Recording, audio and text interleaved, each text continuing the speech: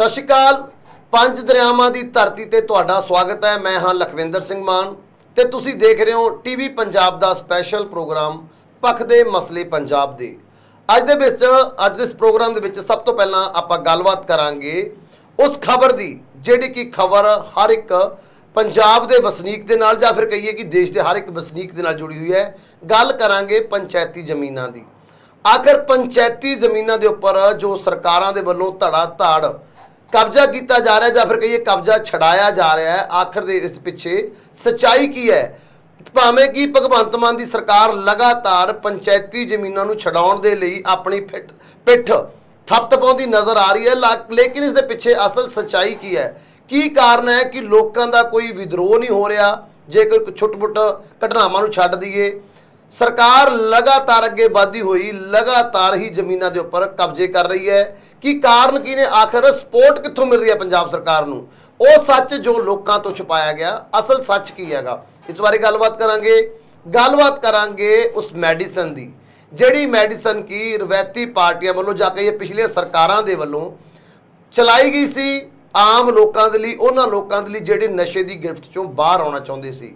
ਉਹ ਲੇਕਿਨ ਹੁਣ ਗੋਲੀ ਹੈ ਜੋ ਸਰਕਾਰੀ ਡਿਸਪੈਂਸਰੀਆਂ ਵਿੱਚ, ਸਰਕਾਰੀ ਹਸਪਤਾਲਾਂ ਦੇ ਵਿੱਚ ਫ੍ਰੀ ਮਿਲਦੀ ਸੀ, ਉਹਨਾਂ ਲੋਕਾਂ ਨੂੰ ਜੋ ਨਸ਼ਾ ਛੱਡਣਾ ਚਾਹੁੰਦੇ ਸੀ, ਆਖਿਰ ਉਹ ਗੋਲੀ ਬੰਦ ਕਿਉਂ ਕਰ ਦਿੱਤੀ ਗਈ ਹੈ? ਇਸ ਬਾਰੇ ਗੱਲਬਾਤ ਕਰਾਂਗੇ 2 ਮਹੀਨੇ ਦੇ ਰਿਪੋਰਟ ਕਾਰਡ ਦੀ। ਆਖਿਰ ਆਮ ਆਦਮੀ ਪਾਰਟੀ ਦੀ ਸਰਕਾਰ ਜੋ ਕਿ 2 ਮਹੀਨੇ ਪਹਿਲਾਂ ਸੱਤਾ ਦੇ ਵਿੱਚ ਆਈ ਸੀ, ਉਸ ਦਾ ਰਿਪੋਰਟ ਕਾਰਡ ਕਿਸ ਤਰ੍ਹਾਂ ਦਾ ਰਿਹਾਗਾ, ਕਿਸ ਤਰ੍ਹਾਂ ਦੀਆਂ ਪ੍ਰਾਪਤੀਆਂ ਕੀਤੀਆਂ ਗਈਆਂ ਨੇ ਤੇ ਕਿਹੜੇ ਕੰਮਾਂ ਦੇ ਵਿੱਚ ਪਛੜਦੀ ਹੋਈ ਨਜ਼ਰ ਆਈ ਹੈ? ਇਸ ਬਾਰੇ ਗੱਲਬਾਤ ਕਰਾਂਗੇ। ਨਾਲ ਹੀ ਨਾਲ ਗੱਲਬਾਤ ਕਰਾਂਗੇ ਅੱਜ ਜੋ ਕਿ ਭਗਵੰਤ ਮਾਨ ਦੇ ਵੱਲੋਂ ਚੰਡੀਗੜ੍ਹ ਦੇ ਵਿੱਚ ਜਨਤਾ ਦਰਬਾਰ ਲਗਾਇਆ ਗਿਆ ਸੀ, ਆਖਰ ਉਹ ਕਿੰਨਾ ਕੁ ਸਕਸੈਸਫੁਲ ਰਿਹਾ ਹੈ ਤੇ ਕਿੰਨਾ ਕੁ ਲੋਕਾਂ ਨੂੰ ਪਰੇਸ਼ਾਨ ਕਰਕੇ ਗਿਆ? ਇਸ ਬਾਰੇ ਵਿਸਥਾਰ ਦੇ ਵਿੱਚ ਚਰਚਾ ਕਰਾਂਗੇ ਤੇ ਚਰਚਾ ਕਰਨ ਦੇ ਲਈ ਮੇਰੇ ਨਾਲ ਜੁੜੇ ਹੋਏ ਨੇ ਮੇਰੇ ਸੀਨੀਅਰ ਸਹਿਯੋਗੀ ਅਵਤਾਰ ਸਿੰਘ ਗਿੱਲ ਸਾਹਿਬ। ਸਭ ਤੋਂ ਪਹਿਲਾਂ ਕਰਦੇ ਹਾਂ ਸਵਾਗਤ। ਗਿੱਲ ਸਾਹਿਬ, ਸਵਾਗਤ ਹੈ ਜੀ ਪ੍ਰੋਗਰਾਮ 'ਚ। ਧੰਨਵਾਦ ਲਖਵਿੰਦਰ ਜੀ। ਪ੍ਰੋਗਰਾਮ ਦੇਖ ਰਹੇ ਸਾਰੇ ਦਰਸ਼ਕਾਂ ਨੂੰ ਪਿਆਰ ਭਰੀ ਸਤਿ ਸ਼੍ਰੀ ਅਕਾਲ। ਗਿੱਲ ਸਾਹਿਬ, ਪੰਚਾਇਤੀ ਜ਼ਮੀਨਾਂ ਦੀ ਗੱਲ ਕਰਾਂਗੇ ਸਭ ਤੋਂ ਪਹਿਲਾਂ ਜੀ। ਉਹ ਪੰਚਾਇਤੀ ਜ਼ਮੀਨਾਂ ਜਿਨ੍ਹਾਂ ਦੇ ਉੱਪਰ ਕੀ ਲੰਮੇ ਅਰਸੇ ਤੋਂ ਲੋਕਾਂ ਨੇ ਕਬਜ਼ਾ ਕੀਤਾ ਹੋਇਆ ਸੀ ਜੀ, ਕੀ ਕਾਰਨ ਸੀ ਕਿ ਆਖਰ ਪਿਛਲੀਆਂ ਸਰਕਾਰਾਂ ਇਹ ਕਬਜ਼ੇ ਨਹੀਂ ਛਡਾ ਸਕੀਆਂ ਤੇ ਕੀ ਕਾਰਨ ਹੈ ਕਿ ਆਉਂਦਿਆਂ ਹੀ ਆਮ ਆਦਮੀ ਪਾਰਟੀ ਨੇ ਧੜਾ ਧੜ ਇਹਨਾਂ ਕਬਜ਼ਿਆਂ ਤੋਂ ਪਰਦੇ ਚੱਕਣੇ ਸ਼ੁਰੂ ਕੀਤੇ ਨੇ? ਭਾਵ ਕਿ ਇਹਨਾਂ ਕਬਜ਼ਿਆਂ ਤੋਂ ਲੋਕਾਂ ਨੂੰ ਸਾਈਡ ਕੀਤਾ ਹੈ ਤੇ ਇਹ ਪੰਚਾਇਤੀ ਜ਼ਮੀਨਾਂ ਨੂੰ ਫਿਰ ਤੋਂ ਸਰਕਾਰ ਦੇ ਕਬਜ਼ੇ ਦੇ ਵਿੱਚ ਲੈ ਲਿਆ ਹੈ। ਭਾਵ ਕਿ ਜੋ ਨਜਾਇਜ਼ ਕਬਜ਼ੇ ਸੀ ਉਹਨਾਂ ਤੋਂ ਰਾਹਤ ਦਿੱਤੀ ਹੈ ਲੋਕਾਂ ਨੂੰ, ਉਹ ਲੋਕਾਂ ਨੂੰ ਜਿਹੜੇ ਇਹ ਜ਼ਮੀਨਾਂ ਦੇ ਲਈ ਅਕਸਰ ਕਹਿੰਦੇ ਸੀ ਕਿ ਇਹਨਾਂ ਜ਼ਮੀਨਾਂ ਦੇ ਉੱਪਰ ਆਮ ਲੋਕਾਂ ਦਾ ਵੀ ਹੱਕ ਹੈ, ਗਰੀਬ ਲੋਕਾਂ ਦਾ ਵੀ ਹੱਕ ਹੈ, ਲੇਕਿਨ ਕੁਝ ਧਨਾੜ ਲੋਕਾਂ ਦੇ ਵੱਲੋਂ ਇਹਨਾਂ ਜ਼ਮੀਨਾਂ ਦੇ ਉੱਪਰ ਕਬਜ਼ੇ ਕੀਤੇ ਗਏ ਸੀ। ਕੀ ਕਾਰਨ ਹੈ? ਸਫਲਤਾ ਦੇ ਵਿੱਚ ਕਾਰਨ ਕੀ ਹੈ ਕਿ ਆਮ ਆਦਮੀ ਪਾਰਟੀ ਦਾ ਕੋਈ ਵਿਰੋਧ ਨਹੀਂ ਕਰ ਰਿਹਾ, ਲਗਾਤਾਰ ਆਮ ਆਦਮੀ ਪਾਰਟੀ ਕਬਜ਼ੇ ਛਡਾਉਂਦੀ ਜਾ ਰਹੀ ਹੈ? ਜੀ ਬਿਲਕੁਲ ਲਖਵਿੰਦਰ ਜੀ, ਦੇਖੋ ਪੰਜਾਬ ਦੇ ਹਰ ਇੱਕ ਵਿਅਕਤੀ ਦੇ ਮਨ ਦੇ ਵਿੱਚ ਇਹ ਗੱਲ ਹੈ ਕਿ ਆਖਿਰ ਇੱਕ ਨਵੀਂ ਪਾਰਟੀ ਜੋ ਕਿ ਪਹਿਲੀ ਵਾਰ ਸਰਕਾਰ ਬਣਾਉਂਦੀ ਹੈ ਔਰ ਆਉਂਦੇ ਹੀ ਵੱਡਾ ਐਕਸ਼ਨ ਕਰਦੀ ਹੈ ਪੰਜਾਬ ਦੀਆਂ ਸ਼ਾਮਲਾਟ ਜ਼ਮੀਨਾਂ ਜੋ ਕਿ ਬੜੇ ਹੀ ਰਸੂਖਦਾਰ ਲੋਕਾਂ ਵੱਲੋਂ ਦੱਬੀਆਂ ਹੋਈਆਂ ਨੇ, ਧੜਾ ਧੜ ਛਡਾਉਣੀਆਂ ਸ਼ੁਰੂ ਕਰ ਦਿੱਤੀਆਂ ਜਾਂਦੀਆਂ ਨੇ। ਕੋਈ ਵਿਰੋਧ ਨਹੀਂ ਹੁੰਦਾ, ਕੋਈ ਨੁਕਸਾਨ ਨਹੀਂ ਹੁੰਦਾ, ਲੇਕਿਨ ਸਰਕਾਰ ਦੀ ਵਾਹੋ-ਵਾਹੀ ਪੂਰੀ ਹੋ ਰਹੀ ਹੈ। ਤਾਂ ਦੂਜੇ ਪਾਸੇ 8 ਸੂਬਿਆਂ ਦੇ ਵਿੱਚ ਪ੍ਰਚਾਰਿਆ ਜਾ ਰਿਹਾ ਫੁੱਲ ਪੇਜ ਦੇ ਜਿਹੜੇ ਇਸ਼ਤਿਹਾਰ ਦਿੱਤੇ ਜਾ ਰਹੇ ਨੇ ਕਿ ਪੰਜਾਬ ਸਰਕਾਰ ਬੜਾ ਵਧੀਆ ਕੰਮ ਕਰ ਰਹੀ ਹੈ। ਕੁਲਦੀਪ ਸਿੰਘ ਧਾਲੀਵਾਲ ਸਾਡੇ ਪੰਚਾਇਤ ਮੰਤਰੀ ਜੋ ਕਿ ਫੁੱਲੇ ਨਹੀਂ ਸਮਾਰੇ ਕਿ ਉਹਨਾਂ ਵੱਲੋਂ ਪੰਜਾਬ ਦੇ ਵਿੱਚ ਇਸ ਤਰ੍ਹਾਂ ਦੇ ਨਾਲ ਇੱਕ ਵੱਡਾ ਮਸਲਾ ਜੋ ਕਿ ਕਰੀਬਨ ਅੱਜ ਤੋਂ 8-9 ਮਹੀਨੇ ਪਹਿਲਾਂ ਨਵਜੋਤ ਸਿੰਘ ਸਿੱਧੂ ਨੇ ਵੀ ਚੱਕਿਆ ਸੀ, ਉਹਦੇ ਪੰਜਾਬ ਮਾਡਲ ਦੇ ਵਿੱਚ ਵੀ ਸੀ ਕਿ ਜਿਹੜੀ ਇਹ ਜ਼ਮੀਨਾਂ ਹੈਗੀਆਂ ਨੇ ਜੇਕਰ ਛਡਾਈਆਂ ਜਾਣ ਤਾਂ ਸਰਕਾਰਾਂ ਦਾ ਫਾਇਦਾ ਹੋ ਸਕਦਾ ਹੈ। ਲੇਕਿਨ ਇਸ ਦੇ ਪਿੱਛੇ ਇੱਕ ਬਹੁਤ ਵੱਡਾ ਰਾਜ ਹੈਗਾ ਜਿਹੜਾ ਪੰਜਾਬ ਸਰਕਾਰ ਨੇ ਆਪਣੇ ਰਸੂਖ ਦੇ ਨਾਲ ਦਬਾ ਲਿਆ, ਜਾਂ ਫਿਰ ਕਹਿ ਲਈਏ ਕਿ ਉਹ ਰਾਜ ਹੈਗਾ ਜਿਹੜਾ ਉਸ ਨੂੰ ਪਰਦੇ ਦੇ ਪਿੱਛੇ ਰਾਜ ਹੀ ਰਹਿਣ ਦਿੱਤਾ ਗਿਆ। ਪਹਿਲਾਂ ਮੈਂ ਟੈਕਨੀਕਲ ਟੀਮ ਨੂੰ ਕਹਾਂਗਾ ਕਿ ਉਹ ਜੱਜਮੈਂਟ ਦਿਖਾਈ ਜਾਵੇ ਜਿੱਥੋਂ ਇਹ ਸਾਰਾ ਮਾਮਲਾ ਚੱਲਿਆ, ਕਿਉਂਕਿ ਲਖਵਿੰਦਰ ਜੀ ਇੱਕ ਜੱਜਮੈਂਟ ਆਈ ਹੈ ਸੁਪਰੀਮ ਕੋਰਟ ਦੀ, ਮਾਣਯੋਗ ਸੁਪਰੀਮ ਕੋਰਟ ਨੇ ਇੱਕ ਜੱਜਮੈਂਟ ਦਿੱਤੀ ਹੈਗੀ ਹੈ ਸੂਬਿਆਂ ਦੇ ਹੱਕ ਦੇ ਵਿੱਚ ਕਿ ਪੰਚਾਇਤੀ ਜ਼ਮੀਨਾਂ ਨੇ ਜਿਹੜੀਆਂ ਉਹ ਜ਼ਮੀਨਾਂ ਹੁਣ ਪੰਚਾਇਤਾਂ ਨੂੰ ਵਾਪਸ ਮਿਲਣਗੀਆਂ, ਬੇਸ਼ੱਕ ਉਹ ਕਿਸੇ ਦੇ ਕੋਲ ਵੀ ਹੋਣ। ਤਾਂ ਤੁਸੀਂ ਦੇਖ ਸਕਦੇ ਹੋ ਸਕਰੀਨ ਦੇ ਉੱਤੇ, ਇਹ ਉਹ ਜੱਜਮੈਂਟ ਹੈਗੀ ਹੈ ਜਿਹੜੀ ਕਿ ਜੈ Singh versus state of Haryana, ਇਹ ਕੇਸ ਹੈਗਾ 30 ਸਾਲ ਪੁਰਾਣਾ, ਜਿਸ ਦੇ ਵਿੱਚ ਜਸਟਿਸ ਹੇਮੰਤ ਗੁਪਤਾ ਨੇ ਜੱਜਮੈਂਟ ਦਿੱਤੀ 7 ਅਪ੍ਰੈਲ 2020 ਨੂੰ, ਜਦ ਕਿ ਪੰਜਾਬ ਦੀ ਸਰਕਾਰ ਹੈਗੀ ਹੈ ਜਿਹੜੀ ਉਹ 16 ਮਾਰਚ ਨੂੰ ਸਹੁੰ ਚੁੱਕਦੀ ਆ। ਉਸ ਤੋਂ ਬਾਅਦ 7 ਅਪ੍ਰੈਲ ਨੂੰ ਕਹਿ ਲਈਏ ਕਿ ਇੱਕ ਲਾਟਰੀ ਨਿਕਲ ਜਾਂਦੀ ਹੈ ਸਰਕਾਰ ਦੀ, ਇਹ ਜੱਜਮੈਂਟ ਆ ਜਾਂਦੀ ਆ ਮਾਣਯੋਗ ਸੁਪਰੀਮ ਕੋਰਟ ਵੱਲੋਂ ਕਿ ਜਿਹੜੀਆਂ ਸਾਰੀਆਂ ਪੰਚਾਇਤੀ ਜ਼ਮੀਨਾਂ ਨੇ ਉਸ ਦੇ ਉੱਤੇ ਹੱਕ ਪੰਚਾਇਤਾਂ ਦਾ ਹੀ ਹੋਏਗਾ। ਗੱਲ ਕਰ ਲਈਏ ਤਾਂ ਹਰਿਆਣਾ ਦਾ ਇਹ ਕੇਸ ਸੀਗਾ, ਹਰਿਆਣਾ ਦੇ ਕਰੀਬਨ 5 ਮੁੱਖ ਮੰਤਰੀ, ਜਿਨ੍ਹਾਂ ਦੇ ਵਿੱਚ ਚਟਾਲਾ ਪਰਿਵਾਰ ਤੋਂ ਲੈ ਕੇ ਬੰਸੀ ਲਾਲ ਤੋਂ ਲੈ ਕੇ ਭੁਪਿੰਦਰ ਸਿੰਘ ਹੁੱਡਾ ਜਾਂ ਫਿਰ ਖੱਟਰ ਸਰਕਾਰ ਕਹਿ ਲਈਏ, ਇਹ ਸਾਰੇ ਮੁੱਖ ਮੰਤਰੀ ਸ਼ਿੱਦਤ ਦੇ ਨਾਲ ਇਸ ਕੇਸ ਨੂੰ ਲੜਦੇ ਆਏ। 30 ਸਾਲ ਤੱਕ ਇਹ ਕੇਸ ਚੱਲਿਆ। ਪਹਿਲਾਂ ਹਾਈ ਕੋਰਟ ਦੇ ਵਿੱਚ ਇਸ ਕੇਸ ਤੇ ਸੁਣਵਾਈ ਹੋਈ, ਤਾਂ ਉਸ ਤੋਂ ਬਾਅਦ ਇਹ ਕੇਸ ਸੁਪਰੀਮ ਕੋਰਟ ਦੇ ਵਿੱਚ ਚਲਾ ਗਿਆ। ਸੁਪਰੀਮ ਕੋਰਟ ਨੇ ਵਾਪਸ ਹਾਈ ਕੋਰਟ ਨੂੰ ਵਾਪਸ ਭੇਜ ਦਿੱਤਾ ਕਿ ਇਸ ਦੇ ਉੱਤੇ ਦੁਬਾਰਾ ਤੋਂ ਸੁਣਵਾਈ ਕੀਤੀ ਜਾਵੇ। 15 ਸਾਲ 1998 ਤੋਂ ਲੈ ਕੇ 15 ਸਾਲ ਸੁਣਵਾਈ ਚੱਲੀ। ਉਸ ਤੋਂ ਬਾਅਦ ਸੁਪਰੀਮ ਕੋਰਟ ਕੋਲ ਦੁਬਾਰਾ ਭੇਜਿਆ ਗਿਆ ਕਿ ਇਸ ਨੂੰ ਵਾਚਿਆ ਜਾਵੇ, ਅਸੀਂ ਫੈਸਲਾ ਜਿਹੜਾ ਸੁਣਾ ਦਿੱਤਾ। ਇਸ ਫੈਸਲੇ ਦੇ ਵਿੱਚ ਬਕਾਇਦਾ ਤੌਰ ਤੇ ਦੱਸਿਆ ਗਿਆ ਕਿ ਬੇਸ਼ੱਕ ਕੋਈ ਵੀ ਇਨਸਾਨ ਜਿਹਨੇ ਬੇਸ਼ੱਕ 50 ਸਾਲ ਤੋਂ ਬੇਸ਼ੱਕ 100 ਸਾਲ ਤੋਂ ਪੰਚਾਇਤੀ ਜ਼ਮੀਨ ਹੈ ਜਿਹੜੀ ਉਸ ਦੇ ਉੱਤੇ ਕਬਜ਼ਾ ਕੀਤਾ ਹੋਇਆ, ਉਸ ਦੀ ਮਾਲਕੀਅਤ ਨਹੀਂ ਮੰਨੀ ਜਾਏਗੀ। ਇਹ ਜਿਹੜੀ ਜ਼ਮੀਨ ਹੈਗੀ ਹੈ ਇਹ ਸਰਕਾਰ ਨੂੰ ਵਾਪਸ ਕਰਨੀ ਪਏਗੀ, ਪੰਚਾਇਤਾਂ ਦਾ ਇਸ ਦੇ ਉੱਤੇ ਹੱਕ ਹੋਏਗਾ। ਔਰ ਸਾਡੀ ਸਰਕਾਰ ਦੇ ਪੈਰ ਦੇ ਥੱਲੇ ਇੱਕ ਵੱਡਾ ਬਟੇਰ ਆ ਗਿਆ। ਤਾਂ ਇਹਨਾਂ ਨੇ ਇਸ਼ਤਿਹਾਰਬਾਜ਼ੀ ਇੰਨੀ ਕੀਤੀ ਕਿ ਲੋਕਾਂ ਦੀਆਂ ਅੱਖਾਂ ਚੁੰਦੇ ਆ ਗਈਆਂ ਕਿ ਆਖਿਰ ਕੁਲਦੀਪ ਸਿੰਘ ਧਾਲੀਵਾਲ ਜੋ ਕਿ ਪੰਚਾਇਤ ਮੰਤਰੀ ਨੇ ਬੜਾ ਸ਼ਾਨਦਾਰ ਕੰਮ ਕਰ ਰਹੇ ਨੇ, ਉਹਨਾਂ ਵੱਲੋਂ ਇੱਕ ਬਹੁਤ ਵੱਡਾ ਮਸਲਾ ਜਿਹੜਾ ਛੇੜ ਲਿਆ ਗਿਆ, ਪੰਜਾਬ ਦੀਆਂ ਉਹ ਜ਼ਮੀਨਾਂ ਜਿਹੜੀਆਂ ਰਸੂਖਦਾਰ ਲੋਕਾਂ ਕੋਲ ਸੀ ਉਹ ਧੜਾ-ਧੜ ਛਡਵਾਈਆਂ ਜਾ ਰਹੀਆਂ। ਲੇਕਿਨ ਜੇਕਰ ਇਹ ਫੈਸਲਾ ਨਾ ਆਉਂਦਾ ਤਾਂ ਮੈਨੂੰ ਨਹੀਂ ਲੱਗਦਾ ਕਿ ਸ਼ਾਇਦ ਕੁਲਦੀਪ ਸਿੰਘ ਧਾਲੀਵਾਲ ਇੰਨੀ ਵੀ ਹਿਮਾਕਤ ਕਰ ਸਕਦੇ ਕਿ ਕਿਸੇ ਪਿੰਡ ਦੇ ਵਿੱਚ ਜਾ ਵੜਦੇ ਜਿੱਥੇ ਪੰਚਾਇਤੀ ਜ਼ਮੀਨ ਤੇ ਰਸੂਖਦਾਰਾਂ ਦਾ ਕਬਜ਼ਾ ਹੁੰਦਾ। ਤਾਂ ਮੈਂ ਤੁਹਾਨੂੰ ਦੱਸ ਦੇਵਾਂ ਕਿ ਮੈਂ ਟੈਕਨੀਕਲ ਟੀਮ ਨੂੰ ਇਹ ਵੀ ਕਹੂੰਗਾ ਕਿ ਭਗਵੰਤ ਮਾਨ ਸਾਹਿਬ ਦਾ ਉਹ ਟਵੀਟ ਵੀ ਦਿਖਾਇਆ ਜਾਵੇ ਜਿਹੜਾ ਉਹਨਾਂ ਵੱਲੋਂ ਕੀਤਾ ਗਿਆ ਸੀ ਕਿ ਪੁਰਾਣੇ ਖਰਚੇ ਤੇ ਨਵੇਂ ਪਰਚੇ ਪਾਏ ਜਾ ਸਕਦੇ ਨੇ ਜਾਂ ਫਿਰ ਖਾਲੀ ਕਰ ਦਿਓ ਸ਼ਾਮਲਾਟ ਜ਼ਮੀਨਾਂ। ਤਾਂ ਇਹ ਜਿਹੜੇ ਖਰਚਿਆਂ ਦੀ ਗੱਲ ਕੀਤੀ ਗਈ, ਇਹ ਸਿਰਫ ਤੇ ਸਿਰਫ ਇਹ ਜਿਹੜਾ ਇੱਕ ਜੱਜਮੈਂਟ ਹੈਗੀ ਹੈ ਜਿਹੜੀ ਸੁਪਰੀਮ ਕੋਰਟ ਦੀ, ਇਸ ਜੱਜਮੈਂਟ ਦੇ ਸਿਰ ਦੇ ਉੱਤੇ ਹੀ ਇਹ ਸਾਰੀ ਵਾਹੋ-ਵਾਹੀ ਹੈ ਜਿਹੜੀ ਲੁੱਟੀ ਗਈ ਹੈ। ਲੇਕਿਨ ਜੇਕਰ ਗੱਲ ਕਰ ਲਈਏ ਜਿਸ ਤਰ੍ਹਾਂ ਦੇ ਨਾਲ ਹਰ ਕਬਜ਼ੇ ਦੇ ਉੱਤੇ ਪੰਚਾਇਤ ਮੰਤਰੀ ਆਪ ਖੜੇ ਦਿਖਦੇ ਨੇ, ਕਿਤੇ ਟਰੈਕਟਰ ਚਲਾ ਰਹੇ ਨੇ, ਕਿਤੇ ਜ਼ਮੀਨ ਵਾਹ ਰਹੇ ਨੇ, ਤਾਂ ਮੇਰੇ ਖਿਆਲ ਅਨੁਸਾਰ ਕਿ ਪੰਚਾਇਤ ਮੰਤਰੀ ਦੇ ਹੋਰ ਵੀ ਬਹੁਤ ਸਾਰੇ ਕੰਮ ਹੁੰਦੇ ਨੇ। ਕੱਲਾ ਇਹੀ ਨਹੀਂ ਹੁੰਦਾ ਕਿ ਕਿਸੇ ਤਰ੍ਹਾਂ ਤੁਸੀਂ ਪੰਚਾਇਤੀ ਜ਼ਮੀਨਾਂ ਦੇ ਵਿੱਚ ਜਾ ਰਹੇ ਹੋ, ਉੱਥੇ ਜ਼ਮੀਨਾਂ ਦੇ ਕਬਜ਼ੇ ਛਡਾ ਰਹੇ ਹੋ। ਕਬਜ਼ੇ ਛਡਾਉਣਾ ਕੰਮ ਨਹੀਂ ਹੁੰਦਾ ਕੈਬਨਿਟ ਮੰਤਰੀ ਦਾ, ਉਹਦਾ ਕੰਮ ਹੁੰਦਾ ਇੰਪਲੀਮੈਂਟ ਕਰਾਉਣਾ। ਇਹੀ ਸੇਮ ਫੈਸਲਾ ਹਰਿਆਣਾ ਦੇ ਵਿੱਚ ਵੀ ਲਾਗੂ ਹੋਇਆ। ਉਹਨਾਂ ਨੇ ਵੀ ਕੰਮ ਸ਼ੁਰੂ ਕਰਤਾ। ਕਰੀਬਨ 1000 ਏਕੜ ਦਾ ਕੱਲੀ ਜੈ ਸਿੰਘ ਜਿਹੜੇ ਕਿ ਇਹ ਕੇਸ ਹਾਰੇ ਨੇ ਉਹਨਾਂ ਕੋਲੋਂ ਹੀ ਉਹਨਾਂ ਨੇ ਛਡਵਾ ਲਈ, ਤੇ ਬਾਕੀ ਜਿਹੜੇ ਹੋਰ ਸੀਗੇ ਕਰੀਬਨ 7000 ਏਕੜ ਤੋਂ ਵੱਧ ਜ਼ਮੀਨ ਹਰਿਆਣਾ ਸਰਕਾਰ ਛਡਾ ਚੁੱਕੀ ਹੈ, ਜਿਸ ਦੇ ਵਿੱਚ ਉਹਨਾਂ ਦੇ ਜਿਹੜੇ ਤਾਲੁਕਾ ਵਾਲੇ ਨੇ ਜਾਂ ਪਟਵਾਰੀ ਨੇ ਜਾਂ ਕਾਨੂੰਗੋ ਨੇ ਜਿਨ੍ਹਾਂ ਦੀ ਡਿਊਟੀ ਲੱਗੀ ਹੋਈ ਹੈ। ਲੇਕਿਨ ਉੱਥੇ ਇਸ ਮੁੱਦੇ ਤੋਂ ਵਾਹੋ-ਵਾਹੀ ਨਹੀਂ ਲੁੱਟੀ ਗਈ। ਲੇਕਿਨ ਪੰਜਾਬ ਸਰਕਾਰ ਦੀ ਗੱਲ ਕਰ ਲਈਏ, ਪੰਜਾਬ ਸਰਕਾਰ ਨੇ ਇਸ ਨੂੰ ਇੱਕ ਐਸਾ ਬ੍ਰਹਮਾਸਤਰ ਬਣਾਇਆ ਕਿ ਵਾਹੋ-ਵਾਹੀ ਦੇ ਲਈ ਆਪਣੀ ਪੂਰੀ ਰੱਜ ਕੇ ਐਡਵਰਟਾਈਜ਼ਮੈਂਟ ਕੀਤੀ, ਅਖਬਾਰਾਂ ਨੂੰ ਪੈਸਾ ਲੁਟਾਇਆ।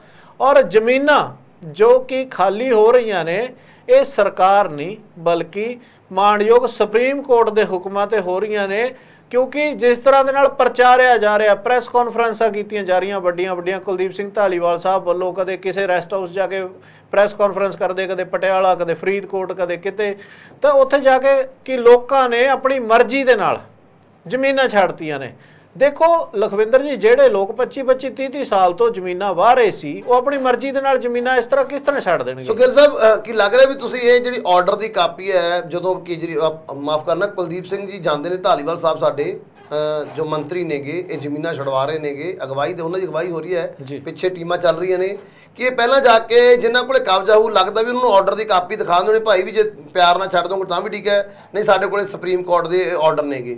ਕਿ ਇਹੀ ਕਾਰਨ ਹੈ ਕਿ ਜਿਹੜੇ ਲੋਕਾਂ ਨੇ 50-50 ਸਾਲ ਤੱਕ, ਕਿਉਂਕਿ ਜੇਕਰ ਆਪਾਂ ਗੱਲ ਕਰੀਏ ਜ਼ਮੀਨਾਂ ਬੜੀ ਦੂਰ ਦੀ ਗੱਲ ਹੈ ਜੀ, ਬੱਟਾਂ ਪਿੱਛੇ ਬੰਦੇ ਮਰ ਜਾਂਦੇ ਨੇ, ਇੱਕ ਬੱਟ ਇੱਧਰੋਂ ਇੱਧਰ ਹੋ ਜੇ 1 ਜਾਂ 2 ਇੰਚ ਵੀ ਹੋ ਜੇ ਤਾਂ ਉਹਦੇ ਪਿੱਛੇ ਵੀ ਖੂਨੋਂ ਖਰਾਬ ਹੋ ਜਾਂਦੇ ਨੇ, ਕਤਲੋ ਗਾਰਦ ਗੋਲੀਆਂ ਚੱਲ ਜਾਂਦੇ ਨੇ, ਤੇ ਜਿਹੜੇ ਲੋਕ ਇਹਨੇ ਪਿਆਰ ਨਾਲ ਛੱਡ ਰਹੇ ਨੇ, ਕਿ ਇਹੀ ਕਾਰਨ ਹੈ ਵੀ ਉਹ ਜਾ ਕੇ ਆਰਡਰ ਦੀ ਕਾਪੀ ਦਿਖਾ ਦਿੰਦੇ ਉਹਨਾਂ ਨੂੰ?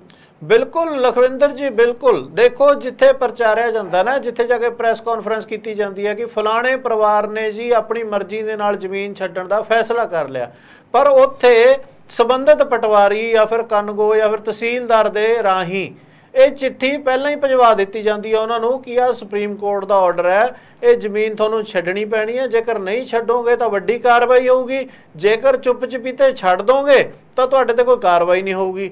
ਤਾਂ ਲੋਕ ਨੇ ਜਿਹੜੇ, ਉਹਨਾਂ ਨੂੰ ਪਤਾ ਹੈ ਮਾਣਯੋਗ ਸੁਪਰੀਮ ਕੋਰਟ ਦੇ ਹੁਕਮ ਅਦੁੱਲੀ ਦਾ ਨਤੀਜਾ ਕੀ ਹੋ ਸਕਦਾ, ਤਾਂ ਲੋਕ ਆਪਣਾ ਜਿਹੜਾ ਫਰਜ਼ ਸਮਝਦੇ ਹੋਏ ਜ਼ਮੀਨਾਂ ਛੱਡ ਰਹੇ ਨੇ, ਤੇ ਸਰਕਾਰ ਸਾਡੀ ਪੂਰੀ ਇਸ ਦੀ ਵਾਹਵਾਹੀ ਲੁੱਟ ਰਹੀ ਹੈ, ਕਿਉਂਕਿ ਨਵੀਂ ਬਣੀ ਸਰਕਾਰ ਹੈ, ਤਾਂ ਨਵੀਂ ਬਣੀ ਸਰਕਾਰ ਨੂੰ ਇੱਕ ਬਟੇਰ ਮਿਲ ਗਿਆ ਜਿਹੜਾ ਕਿ ਪੂਰੀ ਉਹਨਾਂ ਨੂੰ ਪ੍ਰਸਿੱਧੀ ਦਿਵਾ ਰਿਹਾ ਔਰ ਬੇਸ਼ੁਮਾਰ ਪੈਸਾ ਵੀ ਖਰਚਿਆ ਜਾ ਰਿਹਾ, ਜਦ ਕਿ ਇਹ ਕੰਮ ਹੈਗਾ ਜਿਹੜਾ, ਇਹਦੇ ਵਿੱਚ ਬਹੁਤ ਸਾਰੇ ਲੋਕ ਨੇ ਜਿਹੜੇ IPS ਅਫਸਰ ਨੇ, IAS ਅਫਸਰ ਨੇ, ਜਿਨ੍ਹਾਂ ਨੂੰ ਇਹ ਜ਼ਮੀਨਾਂ ਨੇ ਜਿਹੜੀਆਂ ਵੇਚ ਦਿੱਤੀਆਂ ਗਈਆਂ ਲੋਕਾਂ ਵੱਲੋਂ। ਕਿਉਂਕਿ ਅਸਲ ਦੇ ਵਿੱਚ ਕੀ ਹੁੰਦਾ ਸੀਗਾ, 1960 ਤੋਂ ਪਹਿਲਾਂ ਲਖਵਿੰਦਰ ਜੀ ਆਪਣੇ ਜਿਹੜੇ ਵਡੇਰੇ ਸੀਗੇ, ਸਰਪਲਸ ਜ਼ਮੀਨਾਂ ਹੁੰਦੀਆਂ ਸੀਗੀਆਂ, ਉਹਦੇ ਵਿੱਚੋਂ 10 ਕਿੱਲੇ 20 ਕਿੱਲੇ ਗਊ ਚਰਾਂਦ ਲਈ ਜਾਂ ਫਿਰ ਵੈਸੇ ਕਿਸੇ ਭਲਾਈ ਦੇ ਕੰਮ ਦੇ ਲਈ ਛੱਡ ਦਿੰਦੇ ਸੀ ਜ਼ਮੀਨਾਂ, ਪੰਚਾਇਤ ਨੂੰ ਦੇ ਦਿੰਦੇ ਸੀ। ਉਹਨਾਂ ਦਾ ਜਿਹੜਾ ਸਾਰਾ ਸਿਸਟਮ ਹੈ ਉਹ ਪੰਚਾਇਤ ਦੇ ਅੰਡਰ ਆ ਜਾਂਦਾ ਸੀ। ਬੇਸ਼ੱਕ ਉਹ ਪੰਚਾਇਤ ਦੇ ਨਾਂ ਨਹੀਂ ਵੀ ਚੜ੍ਹਦੀ ਸੀ, ਬੇਸ਼ੱਕ ਉਸ ਪਰਿਵਾਰ ਦੇ ਨਾਂ ਰਹਿੰਦੀ ਸੀ, ਲੇਕਿਨ ਇੱਕ ਤਰ੍ਹਾਂ ਦੇ ਨਾਲ ਪੰਚਾਇਤ ਦੇ ਨਾਂ ਚਲੀ ਜਾਂਦੀ ਸੀ ਜ਼ਮੀਨ, ਤਾਂ ਉਸ ਦੇ ਵਿੱਚ ਹਿੱਸਾ ਬੋਲਦਾ ਰਹਿੰਦਾ ਸੀਗਾ।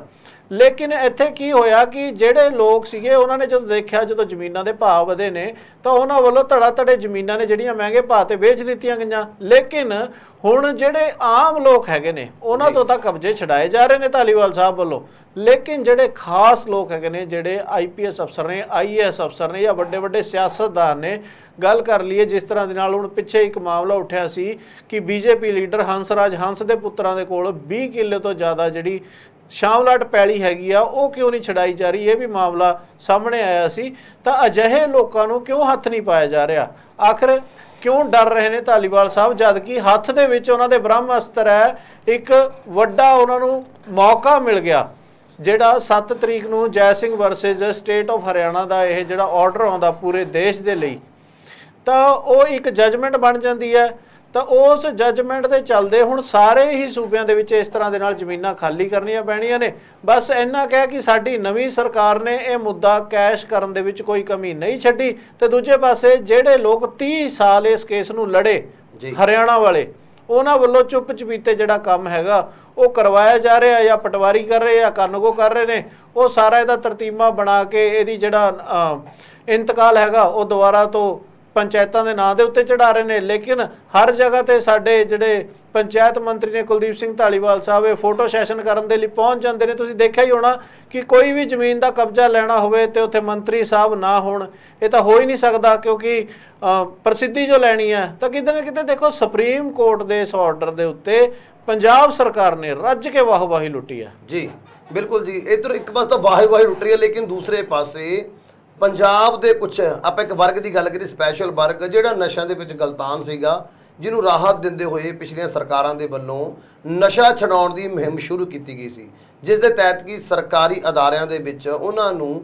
ਨਸ਼ਾ ਛੱਡਣ ਵਾਲੀ ਦਵਾਈ ਮਿਲਦੀ ਸੀ। ਲੇਕਿਨ ਹੁਣ ਜਦੋਂ ਤੋਂ ਆਮ ਆਦਮੀ ਪਾਰਟੀ ਦੀ ਸਰਕਾਰ ਸੱਤਾ ਦੇ ਵਿੱਚ ਆਈ ਹੈ, ਉਹਨਾਂ ਵੱਲੋਂ ਇਹ ਦਵਾਈ ਬੰਦ ਕਰ ਦਿੱਤੀ ਗਈ ਹੈ। ਅਗਰ ਕੀ ਕਾਰਨ ਕੀ ਨੇ ਜੀ? ਕੀ ਪੰਜਾਬ ਸਰਕਾਰ ਲੋਕਾਂ ਨੂੰ ਨਸ਼ਾ ਛਡਾਉਣ ਦੇ ਵਿੱਚ ਮਦਦ ਨਹੀਂ ਕਰਨੀ ਚਾਹੁੰਦੀ, ਜਾਂ ਫਿਰ ਕੋਈ ਕਾਰਨ ਹੋਰ ਨੇ ਇਸ ਦਵਾਈ ਦੇ ਬੰਦ ਹੋਣ ਦੇ ਪਿੱਛੇ? ਦੇਖੋ ਲਖਵਿੰਦਰ ਜੀ, ਜਿਸ ਤਰ੍ਹਾਂ ਦੇ ਨਾਲ ਇਹ ਗੋਲੀ ਹੈਗੀ ਹੈ ਜਿਹੜੀ, ਇਹ ਮਿਲਣੀ ਬੰਦ ਹੋ ਗਈ ਆ, ਬੜੀ ਦਿੱਕਤ ਹੋ ਰਹੀ ਹੈ, ਕਿਉਂਕਿ ਜਿਹੜੇ ਲੋਕ ਮੁੱਖ ਧਾਰਾ ਦੇ ਵਿੱਚ ਵਾਪਸ ਆਉਣਾ ਚਾਹੁੰਦੇ ਸੀ, ਵਾਪਸ ਨਸ਼ਾ ਛੱਡ ਕੇ ਮੁੱਖ ਧਾਰਾ ਦੇ ਵਿੱਚ ਆਉਣਾ ਚਾਹੁੰਦੇ ਸੀ। ਕੈਪਟਨ ਅਮਰਿੰਦਰ ਸਿੰਘ ਵੱਲੋਂ ਓਟ ਕਲੀਨਿਕ ਨੇ ਜਿਹੜੇ ਉਹ ਸ਼ੁਰੂ ਕਰਵਾਏ ਗਏ ਸੀ। ਇਹ ਗੋਲੀ ਦਿੱਤੀ ਨਹੀਂ ਸੀ ਜਾਂਦੀ ਲੋਕਾਂ ਨੂੰ ਰੱਖਣ ਦੇ ਲਈ, ਰੋਜ਼ ਹਸਪਤਾਲ ਜਾਣਾ ਪੈਂਦਾ ਸੀ ਲੈਣ ਵਾਸਤੇ। ਲੇਕਿਨ ਭਗਵੰਤ ਮਾਨ ਸਰਕਾਰ ਨੇ ਪਤਾ ਨਹੀਂ ਕੀ ਸੋਚ ਕੇ ਇਹ ਗੋਲੀ ਹੈਗੀ ਹੈ ਜਿਹੜੀ ਪਤਾ ਨਹੀਂ ਇਹਦੀ ਸ਼ਾਰਟੇਜ ਦੱਸੀ ਜਾ ਰਹੀ ਹੈ ਜਾਂ ਫਿਰ ਇਹਦੇ ਪਿੱਛੇ ਕੀ ਤਰਕ ਦਿੱਤਾ ਜਾ ਰਿਹਾ, ਕਿਉਂਕਿ ਹਲੇ ਤੱਕ ਕੋਈ ਸਰਕਾਰੀ ਪੱਖ ਹੈ ਜਿਹੜਾ ਉਹ ਸਾਹਮਣੇ ਨਹੀਂ ਆ ਸਕਿਆ। ਪਰ ਲੇਕਿਨ ਜੋ ਲੋਕ ਕਹਿ ਰਹੇ ਨੇ, ਜੋ ਨਸ਼ਾ ਛੱਡ ਕੇ ਮੁੱਖ ਧਾਰਾ ਦੇ ਵਿੱਚ ਪਰਤ ਰਹੇ ਸੀ, ਜਿਹੜੇ ਟੀਕੇ ਲਾਉਣ ਦੇ ਆਦੀ ਸੀ, ਚਿੱਟੇ ਦੇ ਆਦੀ ਸੀ ਜਾਂ ਫਿਰ ਹੋਰ ਜਿਹੜੇ ਮਾਰੂ ਨਸ਼ੇ ਨੇ ਉਹਨਾਂ ਦੇ ਆਦੀ ਸੀ, ਉਹਨਾਂ ਵੱਲੋਂ ਕੋਸ਼ਿਸ਼ ਕੀਤੀ ਜਾ ਰਹੀ ਸੀ ਮੁੱਖ ਧਾਰਾ 'ਚ ਆਉਣ ਦੀ। ਲੇਕਿਨ ਹੁਣ ਉਹਨਾਂ ਦੀ ਜ਼ਬਾਨੀ ਇਹ ਗੱਲ ਇਹ ਆ ਰਹੀ ਹੈ ਕਿ ਸਰਕਾਰ ਹੈ ਜਿਹੜੀ ਭਗਵੰਤ ਮਾਨ ਸਰਕਾਰ ਹੈ, ਉਹ ਚਾਹੁੰਦੀ ਨਹੀਂ ਕਿ ਅਸੀਂ ਲੋਕ ਨਸ਼ਾ ਛੱਡ ਕੇ ਮੁੱਖ ਧਾਰਾ 'ਚ ਵਾਪਸ ਆਈਏ ਜਾਂ ਫਿਰ ਆਪਣਾ ਜਿਹੜਾ ਰੁਜ਼ਗਾਰ ਹੈਗਾ ਜਾਂ ਆਪਣਾ ਘਰ-ਬਾਰ ਹੈਗਾ ਉਹਨੂੰ ਚਲਾ ਸਕੀਏ। ਇਸੇ ਕਰਕੇ ਇਹ ਜਿਹੜੀ ਗੋਲੀ ਆ ਉਹ ਬੰਦ ਕਰ ਦਿੱਤੀ ਗਈ ਹੈ। ਲੇਕਿਨ ਜੇਕਰ ਗੱਲ ਕਰ ਲਈਏ, ਬੂਪਰੋਨੋਰਫਿਨ ਨਾਂ ਦੀ ਇਹ ਗੋਲੀ ਹੈਗੀ ਹੈ ਜਿਹੜੀ ਜੀਭ ਥੱਲੇ ਰੱਖਣੀ ਹੁੰਦੀ ਹੈ, ਇਹਦੇ ਨਤੀਜੇ ਵੀ ਬੜੇ ਘਾਤਕ ਨੇ ਲਖਵਿੰਦਰ ਜੀ। ਜੇਕਰ ਗੱਲ ਕਰ ਲਈਏ, ਲਗਾਤਾਰ ਇਸ ਨੂੰ 2-3 ਸਾਲ ਜਿਹੜਾ ਬੰਦਾ ਖਾਂਦਾ ਤਾਂ ਉਸ ਦੀ ਕਿਡਨੀ ਦੇ ਉੱਤੇ ਬਹੁਤ ਵੱਡਾ ਅਸਰ ਪੈਂਦਾ। ਲੇਕਿਨ ਸਰਕਾਰਾਂ ਵੱਲੋਂ ਨਸ਼ੇ ਜਿਹੜੇ ਬੰਦ ਕਰਨ ਦੇ ਵੱਡੇ ਵੱਡੇ ਦਾਅਵੇ ਕੀਤੇ ਗਏ ਸੀ, ਉੱਥੋਂ ਫੇਲ ਹੋਈਆਂ ਜਦੋਂ, ਤਾਂ ਸਰਕਾਰਾਂ ਵੱਲੋਂ ਕਿਤੇ ਨਾ ਕਿਤੇ ਇਹਨਾਂ ਲੋਕਾਂ ਨੂੰ ਇਸ ਪਾਸੇ ਵੱਲ ਮੋੜ ਦਿੱਤਾ ਗਿਆ। ਲੇਕਿਨ ਇਸ ਪਲੇਟਫਾਰਮ ਤੇ ਜਾ ਕੇ ਵੀ ਹੁਣ ਭਗਵੰਤ ਮਾਨ ਸਰਕਾਰ ਹੈ ਜਿਹੜੀ ਬੈਕਫੁੱਟ ਤੇ ਨਜ਼ਰ ਆ ਰਹੀ ਹੈ। ਬਿਲਕੁਲ ਜੀ ਬਿਲਕੁਲ। ਸੋ ਵੱਡੀ ਰਾਹਤ ਸੀ ਇੱਕ ਕੈਪਟਨ ਅਮਰਿੰਦਰ ਸਿੰਘ ਵੱਲੋਂ, ਲੇਕਿਨ ਹੁਣ ਜਿਵੇਂ ਕਿ ਆਇਆ। ਪਰ ਗੱਲ ਇਹ ਹੈ ਜੀ, ਜਦੋਂ ਸਰਕਾਰਾਂ ਨੂੰ ਕਿ ਪਹਿਲਾਂ ਨਹੀਂ ਪਤਾ ਸੀ ਕਿ ਇਹਨਾਂ ਦੇ ਪ੍ਰਭਾਵ ਜ਼ਿਆਦਾ ਹੋਣਗੇ, ਕਿਡਨੀ ਤੋਂ ਪ੍ਰੋਫੈਕਟ ਕਰੇਗੀ, ਕਿ ਮੈਡੀਕਲ ਲੋਕਾਂ ਦੇ ਨਾਲ ਜੋ ਮੈਡੀਕਲ ਦੇ ਕਿੱਤੇ ਨਾਲ ਜੁੜੇ ਹੋਏ ਨੇ, ਕਿ ਉਹਨਾਂ ਦੀ ਸਲਾਹ ਤੋਂ ਬਿਨਾਂ ਹੀ ਇਹ ਲੋਕਾਂ ਨੂੰ ਮੈਡੀਸਨ ਪਹਿਲਾਂ ਪ੍ਰੋਵਾਈਡ ਕਰਾਉਣੀ ਸ਼ੁਰੂ ਕਰ ਦਿੱਤੀ ਸਰਕਾਰ ਵੱਲੋਂ ਜੀ। ਦੇਖੋ ਲਖਵਿੰਦਰ ਜੀ, ਅਸਲ ਦੇ ਵਿੱਚ ਕੀ ਹੁੰਦਾ ਹੈ, ਜਿਸ ਤਰ੍ਹਾਂ ਦੇ ਨਾਲ ਪਹਿਲਾਂ ਪੰਚਾਇਤ ਵਾਲਾ ਮਸਲਾ ਹੈਗਾ, ਆਪਾਂ ਟਵੀਟ ਵੀ ਦੇਖ ਰਹੇ ਹਾਂ ਨਾਲ ਨਾਲ, ਤੇ ਇਸ ਮਸਲੇ ਦੇ ਵਿੱਚ ਵਾਹੋ-ਵਾਹੀ ਲੁੱਟਣ ਦੀ ਜਿਹੜੀ ਗੱਲ ਹੈ, ਇਹ ਵੀ ਵਾਹੋ-ਵਾਹੀ ਲੁੱਟਣ ਵਾਲਾ ਹੀ ਮਸਲਾ ਸੀਗਾ। ਅਸਲ ਦੇ ਵਿੱਚ ਵਾਹੋ-ਵਾਹੀ ਹੀ ਲੁੱਟੀ ਜਾਣੀ ਸੀ। ਸਰਕਾਰਾਂ ਨੂੰ ਕੋਈ ਮਤਲਬ ਨਹੀਂ ਹੁੰਦਾ, ਕਿਉਂਕਿ ਸਰਕਾਰਾਂ ਦੇ ਮਨ ਦੇ ਵਿੱਚ ਸਿਰਫ ਇਹ ਗੱਲ ਹੁੰਦੀ ਹੈ। ਕਈ ਵਾਰ ਅਸੀਂ ਕਈ ਵੱਡੇ ਅਧਿਕਾਰੀਆਂ ਤੋਂ ਕਵਰੇਜ ਕਰਦੇ ਆ ਤਾਂ ਸੁਣੀਦਾ, ਉਹ ਕਹਿੰਦੇ ਸੀ ਕਿ ਸਰਕਾਰਾਂ ਕਹਿੰਦੀਆਂ ਨੇ, ਚਲੋ ਆਪਾਂ ਹੁਣ ਕਿਸੇ ਦਾ ਨਾਂ ਕਿਉਂ ਲੈਣਾ, ਸਰਕਾਰਾਂ ਕਹਿੰਦੀਆਂ ਨੇ ਕਿ ਵੈਸੇ ਵੀ ਇਹਨਾਂ ਲੋਕਾਂ ਨੇ ਨਸ਼ੇ ਦੇ ਨਾਲ ਮਰ ਹੀ ਜਾਣਾ ਸੀ। ਚਲੋ ਹੁਣ ਇਦਾਂ ਤਾਂ ਹੈ ਕਿ 5, 4, 7, 10 ਸਾਲ ਬਾਅਦ ਮਰਨਗੇ, ਚਲੋ ਕੋਈ ਗੱਲ ਨਹੀਂ, ਨਸ਼ਾ ਤਾਂ ਘੱਟੋ ਘੱਟ ਛੱਡਣਗੇ ਨਾ। ਜਿਹੜਾ ਸਰਕਾਰਾਂ ਦੇ ਉੱਤੇ ਨਿਸ਼ਾਨੇ ਵੱਜ ਰਹੇ ਨੇ ਕਿ ਨਸ਼ਾ ਜਿਹੜਾ ਖਤਮ ਨਹੀਂ ਕਰਵਾ ਸਕੇ ਵਾਹੋ-ਵਾਹੀ ਲੁੱਟਣ ਦੇ ਚੱਕਰ ਦੇ ਵਿੱਚ, ਤਾਂ ਫਿਰ ਇਹ ਗੋਲੀ ਹੈਗੀ ਜਿਹੜੀ ਇਹ ਰਿਕਮੈਂਡ ਕਰ ਦਿੱਤੀ ਗਈ ਕਿ ਚਲੋ ਇਹਦੇ ਨਾਲ ਕੀ ਹੁੰਦਾ ਕਿ ਨਸ਼ਾ ਇਹਦੇ ਵਿੱਚ ਵੀ ਓਨਾ ਹੀ ਹੈ ਜਿੰਨਾ ਨਸ਼ਾ ਇੱਕ ਚਿੱਟੇ ਦਾ ਟੀਕਾ ਲਾਉਣ ਦੇ ਨਾਲ ਹੁੰਦਾ, ਉਸ ਤੋਂ ਜ਼ਿਆਦਾ ਨਸ਼ਾ ਹੀ ਕਰਦੀ ਹੈ ਗੋਲੀ। ਕਿਉਂਕਿ ਨੋਰਫਿਨ ਤੁਸੀਂ ਸਮਝ ਸਕਦੇ ਹੋ ਕਿ ਜਦੋਂ ਬਹੁਤ ਹੀ ਅਸਹਿ ਪੀੜਾ ਹੋਵੇ ਉਸ ਸਮੇਂ ਨੋਰਫਿਨ ਹੈ ਜਿਹੜਾ ਇੰਜੈਕਸ਼ਨ ਉਹ ਦਿੱਤਾ ਜਾਂਦਾ, ਤਾਂ ਇਹ ਉਹੀ ਗੋਲੀ ਹੈ ਜਿਸ ਦੇ ਵਿੱਚ ਨੋਰਫਿਨ ਦੀ ਮਾਤਰਾ ਬਹੁਤ ਜ਼ਿਆਦਾ ਹੈ। ਔਰ ਇਹੀ ਗੋਲੀਆਂ ਜਿਹੜੀਆਂ ਫਿਰ ਬਿਨਾਂ ਸੋਚੇ ਸਮਝੇ ਇਹਨਾਂ ਲੋਕਾਂ ਨੂੰ ਲਗਾ ਦਿੱਤੀਆਂ ਗਈਆਂ, ਕਿਉਂਕਿ ਸਰਕਾਰਾਂ ਨੂੰ ਤਾਂ ਸਿਰਫ ਵੋਟਾਂ ਤੱਕ ਮਤਲਬ ਹੁੰਦਾ, ਉਹਨਾਂ ਨੂੰ ਕਿਸੇ ਦੀ ਜ਼ਿੰਦਗੀ ਦੇ ਨਾਲ ਕੋਈ ਲੈਣ ਦੇਣ ਨਹੀਂ ਹੁੰਦਾ। ਬਿਲਕੁਲ ਜੀ ਬਿਲਕੁਲ। ਸੋ ਜਿੱਥੇ ਸਰਕਾਰਾਂ ਦੇ ਵੱਲੋਂ ਚਲੋ ਮਜਬੂਰੀ ਬਸ ਸ਼ਾਇਦ ਇਹ ਕੰਮ ਕੀਤਾ ਗਿਆ ਵੀ ਦਵਾਈ ਮੈਡੀਸਨ ਬੰਦ ਕਰ ਦਿੱਤੀ ਗਈ ਹੈ, ਉੱਥੇ ਹੁਣ ਵਿਰੋਧੀਆਂ ਨੇ ਤੰਜ ਕੱਸਣੇ ਸ਼ੁਰੂ ਕਰ ਦਿੱਤੇ ਨੇ। ਤੰਜ ਕਿਸ ਵਾਸਤੇ ਕੱਸੇ ਨੇ ਜੀ? ਨਵੀਂ ਸਰਕਾਰ ਦੇ ਵੱਖਰੇ ਫੈਸਲਿਆਂ ਤੇ। ਉਹ ਕਹਿੰਦੇ ਹੋਏ ਨਜ਼ਰ ਆ ਰਹੇ ਨੇ ਵੀ 2 ਮਹੀਨੇ ਹੋ ਗਏ ਨੇ, 2 ਮਹੀਨੇ ਦਾ ਰਿਪੋਰਟ ਕਾਰਡ ਅੱਜ ਅਕਾਲੀ ਦਲ ਦੇ ਵੱਲੋਂ ਜਾਂ ਕਹੀਏ ਸੁਖਬੀਰ ਸਿੰਘ ਬਾਦਲ ਵੱਲੋਂ ਪੇਸ਼ ਕੀਤਾ ਗਿਆ, ਜਿਹਦੇ ਵਿੱਚ ਉਹਨਾਂ ਨੇ ਦੱਸਿਆ ਵੀ ਕਿੰਨੇ ਖੇਤ ਜੋ ਕਿਸਾਨ ਸੀਗੇ ਉਹਨਾਂ ਦੇ ਵੱਲੋਂ ਖੁਦਕੁਸ਼ੀ ਕੀਤੀ ਗਈ ਹੈ। ਨਾਲ ਹੀ ਨਾਲ ਉਹਨਾਂ ਨੇ ਕਾਨੂੰਨ ਵਿਵਸਥਾ ਪਰ ਤੰਜ ਕੱਸਦੇ ਹੋਏ ਇਹ ਗੱਲ ਕਹੀ ਹੈ ਵੀ ਤਕਰੀਬਨ 61 ਤੋਂ ਜ਼ਿਆਦਾ ਜੋ ਲੋਕਾਂ ਨੂੰ ਹੈ ਮੌਤ ਦੇ ਘਾਟ ਵੀ ਉਤਾਰ ਦਿੱਤਾ ਗਿਆ ਗਾ। ਤੋਂ ਕਾਨੂੰਨ ਵਿਵਸਥਾ ਦੀ ਗੱਲ ਵੀ ਕੀਤੀ ਹੈ, ਨਾਲ ਹੀ ਨਾਲ ਉਹਨਾਂ ਨੇ ਗੱਲ ਕੀਤੀ ਹੈ ਕਰਜ਼ੇ ਤੋਂ ਪਰੇਸ਼ਾਨ ਲੋਕਾਂ ਦੀ, ਵੀ ਕਿਸ ਤਰੀਕੇ ਦੇ ਨਾਲ ਲੋਕ ਖੁਦਕੁਸ਼ੀਆਂ ਕਰ ਰਹੇ ਨੇ, ਜਿਨ੍ਹਾਂ ਦੀ ਕੀ ਗੱਲ ਕਰਦੇ ਸੀ ਕੇਜਰੀਵਾਲ ਵੀ, ਮੇਰੇ ਜੇਕਰ ਆਮ ਆਦਮੀ ਪਾਰਟੀ ਸਰਕਾਰ ਬਣਾਉਂਦੀ ਹੈ ਤਾਂ ਇੱਕ ਵੀ ਵਿਅਕਤੀ ਖੁਦਕੁਸ਼ੀ ਨਹੀਂ ਕਰੇਗਾ, ਖਾਸ ਤੌਰ ਤੇ ਕਿਸਾਨਾਂ ਦੀ ਗੱਲ ਕੀਤੀ ਸੀ। ਕਿਵੇਂ ਦੇਖ ਰਹੇ ਹੋ ਇਸ 2 ਮਹੀਨੇ ਦੇ ਰਿਪੋਰਟ ਕਾਰਡ ਨੂੰ? ਦੇਖੋ ਲਖਵਿੰਦਰ ਜੀ, ਮੈਂ ਅਕਸਰ ਦੇਖਦਾ ਹੁੰਦਾ ਸੀ ਕਿ ਸੁਖਬੀਰ ਸਿੰਘ ਬਾਦਲ ਵੱਲੋਂ ਜਿਹੜੇ ਬਿਆਨ ਦਿੱਤੇ ਜਾਂਦੇ ਸੀ ਜਾਂ ਤਾਂ ਹਾਸੋਹੀਣੇ ਹੁੰਦੇ ਸੀ ਜਾਂ ਫਿਰ ਮਸ਼ਕਰੀਆਂ ਦੇ ਨਾਲ ਭਰੇ ਹੁੰਦੇ ਸੀ, ਜਿਸ ਦੇ ਕਿ ਵੱਧ ਤੋਂ ਵੱਧ ਮੀਮ ਬਣ ਜਾਂਦੇ ਸੀਗੇ, ਸੋਸ਼ਲ ਮੀਡੀਆ ਤੇ ਬਹੁਤ ਵਾਇਰਲ ਹੁੰਦੇ ਸੀ। ਲੇਕਿਨ ਅੱਜ ਜੋ ਕਟਾਕਸ਼ ਸੁਖਬੀਰ ਸਿੰਘ ਬਾਦਲ ਵੱਲੋਂ ਕੀਤਾ ਗਿਆ ਤਾਂ ਮੈਂ ਇਸ ਨੂੰ ਗੰਭੀਰ ਮੰਨਦਾ, ਕਿਉਂਕਿ ਬੜੀ ਗੰਭੀਰਤਾ ਦੇ ਨਾਲ ਉਹਨਾਂ ਨੇ ਇਸ ਮੁੱਦੇ ਨੂੰ ਚੁੱਕਿਆ। ਬੇਸ਼ੱਕ ਸੱਤਾ ਤੋਂ ਲਾਂਭੇ ਕਰ ਦਿੱਤਾ ਗਿਆ ਬਾਦਲ ਪਰਿਵਾਰ ਨੂੰ, ਲੇਕਿਨ ਉਹਨਾਂ ਨੇ ਜਿਹੜਾ ਕਟਾਕਸ਼ ਕੀਤਾ ਕਿਤੇ ਨਾ ਕਿਤੇ ਭਗਵੰਤ ਮਾਨ ਸਰਕਾਰ ਤੇ ਬਹੁਤ ਤਿੱਖਾ ਵਾਰ ਹੈ, ਕਿਉਂਕਿ ਉਹਨਾਂ ਨੇ ਦੱਸਿਆ ਕਿ 61 ਲੋਕ ਲੇਕਿਨ ਆਪਾਂ ਇਹਨੂੰ ਅਪਡੇਟ ਕਰ ਦਈਏ। ਅੱਜ ਇੱਕ ਹੋਰ ਨਸ਼ੇ ਦੇ ਨਾਲ ਨੌਜਵਾਨ ਹੈ ਜਿਹੜਾ ਉਹਨੇ ਆਪਣੀ ਜ਼ਿੰਦਗੀ ਹੈ ਜਿਹੜੀ ਉਹ ਤੋਂ ਹੱਥ ਧੋ ਲਏ ਨੇ। ਤਾਂ 62 ਲੋਕ ਜਿਹੜੇ ਨਸ਼ੇ ਦੀ ਓਵਰਡੋਜ਼ ਕਰਕੇ ਮਰੇ ਨੇ ਔਰ ਦੂਜੇ ਪਾਸੇ 27 ਕਤਲ ਜੀ 2 ਮਹੀਨਿਆਂ ਦੇ ਵਿੱਚ 27 ਕਤਲ 24 ਔਰ 24 खुदकुशियां किसानों दी। जबकि केजरीवाल साहब कहते सी 1 अप्रैल के बाद पंजाब में कोई भी किसान खुदकुशी नहीं करेगा। ਤੇ ਸਰ ਕਹਿੰਦੇ ਆਪਾਂ ਵੀ ਹਰ ਦੂਜੇ ਦਿਨ ਇੱਕ ਖੁਦਕੁਸ਼ੀ ਹੋ ਰਹੀ ਹੈ। 60 ਦਿਨ ਦੀ ਸਰਕਾਰ ਤਕਰੀਬਨ 24 ਖੁਦਕੁਸ਼ੀਆਂ, ਉਸ ਤੋਂ ਬਿਨਾ ਉਹ ਖੁਦਕੁਸ਼ੀ ਵੀ ਹੋਣਗੇ ਜਿਹੜੇ ਸ਼ਾਇਦ ਰਿਪੋਰਟ ਨਾ ਕੀਤੇ ਗਏ ਹੋਣ। ਬਿਲਕੁਲ ਬਿਲकुल ਲਖਵਿੰਦਰ ਜੀ ਟਵੀਟ ਦੇ ਵਿੱਚ ਬਕਾਇਦਾ ਤੌਰ ਤੇ ਉਹਨਾਂ ਨੇ ਮੈਂਸ਼ਨ ਕੀਤਾ ਕਿ ਬਹੁਤ ਸਾਰੀਆਂ ਜਿਹੜੀਆਂ ਘਟਨਾਵਾਂ ਨੇ ਉਹ ਰਿਪੋਰਟ ਨਹੀਂ ਹੋਈਆਂ। ਕਿਉਂਕਿ ਮੈਂ ਤੁਹਾਨੂੰ ਦੱਸ ਦਿੰਦਾ ਅਸਲ ਦੇ ਵਿੱਚ ਕੀ ਹੁੰਦਾ, ਨਸ਼ੇ ਦੇ ਵਿੱਚ ਬਹੁਤ ਰਿਪੋਰਟਾਂ ਨਹੀਂ ਹੁੰਦੀਆਂ। ਹੋ ਸਕਦਾ ਹੈ ਗਿਣਤੀ 120 ਤੋਂ ਪਾਰ ਹੋਵੇ। ਕਿਉਂਕਿ ਜਦੋਂ ਨਸ਼ੇ ਦਾ ਮੁੱਦਾ ਆ ਜਾਂਦਾ ਹੈ, ਅਸੀਂ ਬਹੁਤ ਵਾਰ ਗੱਲਬਾਤ ਕੀਤੀ ਹੈ ਅਜਿਹੇ ਪਰਿਵਾਰਾਂ ਦੇ ਨਾਲ ਜਿਨ੍ਹਾਂ ਦੇ ਬੱਚੇ ਨਸ਼ੇ ਦੇ ਵਿੱਚ ਗਲਤਾਨ ਹੋ ਕੇ ਆਪਣੀਆਂ ਜ਼ਿੰਦਗੀਆਂ ਤੋਂ ਹੱਥ ਧੋ ਬੈਠੇ, ਤਾਂ ਉਹ ਕਹਿੰਦੇ ਨੇ ਕਿ ਅਸੀਂ ਇਹ ਪਬਲਿਕ ਡੋਮੇਨ ਦੇ ਵਿੱਚ ਨਹੀਂ ਲਿਜਾਣਾ ਚਾਹੁੰਦੇ ਕਿਉਂਕਿ ਫਿਰ ਸਾਡੇ ਦੂਜੇ ਬੱਚਿਆਂ ਦੇ ਰਿਸ਼ਤੇ ਤੱਕ ਨਹੀਂ ਹੁੰਦੇ। ਲੋਕ ਕਹਿ ਦਿੰਦੇ ਨੇ ਕਿ ਇਹਨਾਂ ਦੇ ਜਿਹੜੇ ਬੱਚੇ ਨੇ ਉਹ ਤਾਂ ਨਸ਼ੇ ਦੇ ਵਿੱਚ ਗਲਤਾਨ ਨੇ, ਚਿੱਟੇ ਦੇ ਆਦੀ ਨੇ, ਤਾਂ ਸਾਡੇ ਘਰੇ ਰਿਸ਼ਤੇ ਤੱਕ ਨਹੀਂ ਆਉਂਦੇ ਹੈਗੇ। ਤਾਂ ਦੂਜੇ ਪਾਸੇ ਜਿੱਥੇ ਕੇਜਰੀਵਾਲ ਸਾਹਿਬ ਨੇ ਕਿਹਾ ਸੀ ਕਿ ਕੋਈ ਵੀ ਕਿਸਾਨ 1 ਅਪ੍ਰੈਲ ਤੋਂ ਬਾਅਦ ਖੁਦਕੁਸ਼ੀ ਨਹੀਂ ਕਰੇਗਾ, ਤਾਂ ਅਗਰ ਗੱਲ ਕਰੀਏ ਤਾਂ ਹਰੇਕ ਦੂਜੇ ਦਿਨ ਇੱਕ ਕਿਸਾਨ ਕਰਜ਼ੇ ਤੋਂ ਪਰੇਸ਼ਾਨ ਜਿਹੜਾ ਉਹ ਖੁਦਕੁਸ਼ੀ ਕਰ ਰਿਹਾ। ਲੇਕਿਨ ਤਰਾਸਦੀ ਕੀ ਹੈ ਸਾਡੇ ਪੰਜਾਬ ਦੀ? ਬਦਲਾਅ, ਬਹੁਤ ਵੱਡਾ ਬਦਲਾਅ ਆਇਆ ਪੰਜਾਬ ਦੇ ਵਿੱਚ। ਬਦਲਾਅ ਕੀ ਆਇਆ?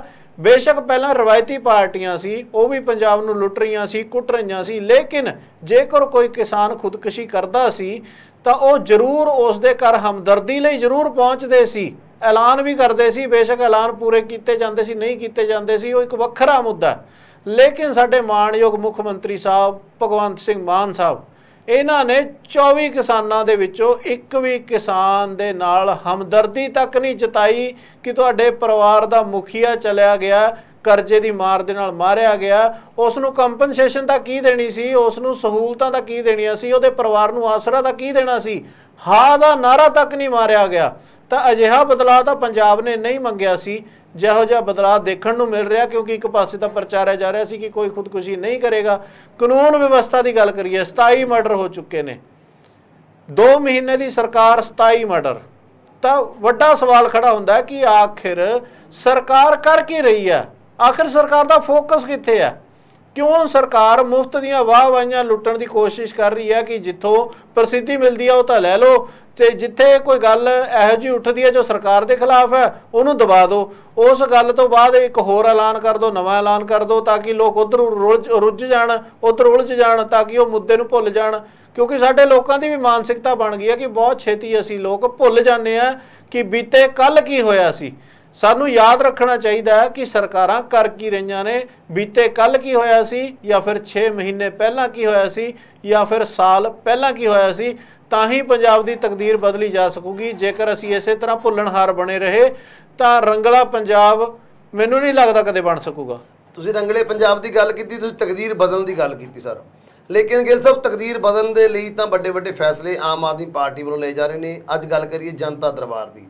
सो लोगों ਦੀਆਂ ਮੁਸ਼ਕਿਲਾਂ ਨੂੰ ਹੱਲ ਕਰਨ ਦੇ ਲਈ ਜਨਤਾ ਦਰਬਾਰ ਭਗਵੰਤ ਮਾਨ ਦੇ ਵੱਲੋਂ ਲਗਾਇਆ ਗਿਆ ਪੰਜਾਬ ਭਵਨ ਦੇ ਵਿੱਚ ਚੰਡੀਗੜ੍ਹ ਦੇ ਵਿੱਚ।